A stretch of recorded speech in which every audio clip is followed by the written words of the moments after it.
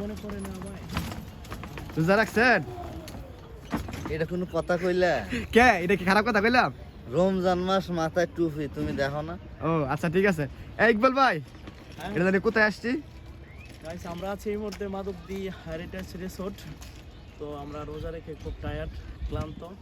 এই ছায়া নিরিবিলি পরিবেশে একটু রেস্ট করার জন্য এবং আমাদের কিছু ইসলামিক ভিডিও শ্যুট করার জন্য আমরা চলে আসছি রিসোর্টে। চলেন একটু পরিবেশটা দেখাই।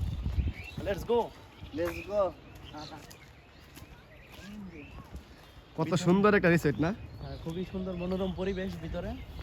এই যে রোজার মেয়ে আপনারা হাঁটতেছেন, ক্লান্ত লাগতেছে না? পিপাসা লাগতেছে না? না না, আমরা তো সোয়াবের নিয়তে আসতেছি। রোজাদার ব্যক্তি যখন আপনার সব নিয়তে, ভালো নিয়তে যে কোনো কাজ করে, প্রত্যেকটা কাজে সোয়াবই হয়। আপনি যদি ঘুমানোর দোয়া বইরা ঘুমাইলেও সোয়াব হইব, ঠিক আছে? আবার যদি বিসমিল্লাহ বইলা খাওয়া শুরু করেন, খাইলেও সোয়াব হইব। রাইট। রমজান মাস যেহেতু আমাদের সবকিছু মেনে চলা উচিত। আমরা যথেষ্ট চেষ্টা করতেছি মানে ভালো কিছু করার জন্য। সামনে ইনশাআল্লাহ আপনাদের জন্য আরো ভালো কিছু উপহার দিব। আমরা সুন্দর সুন্দর স্ক্রিপ্ট তৈরি করছি শুধু আপনাদের জন্য।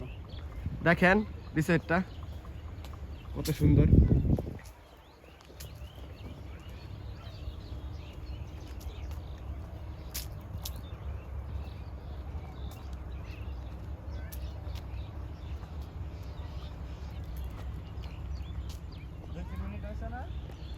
এক মিনিট আছে।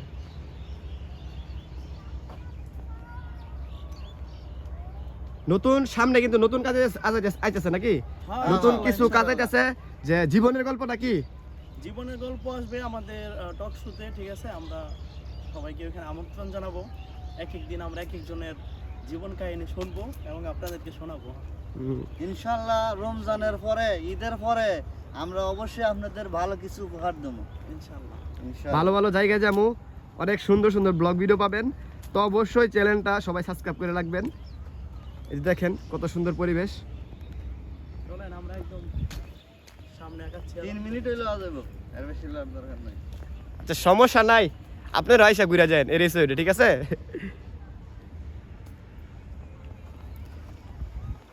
টাটা টাটা দিয়ে দেন, টাটা।